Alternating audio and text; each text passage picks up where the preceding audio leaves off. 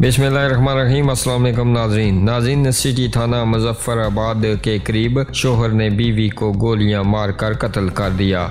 मुल्ज़िम ने कत्ल की वारदात के बाद थाना सिटी जाकर अर्ज़ खुद गिरफ्तारी दे दी। मुल्ज़िम की शनाख्त जफर जावेद के नाम से हुई है। जफर का तल्लक वादी जेलम के इलाके रेशिया से है, जबकि मुल्ज़िम महकमा पुलिस में ड्राइवर के तौर पर जिला नीलम में ड्यूटी सर अंजाम दे रहा है।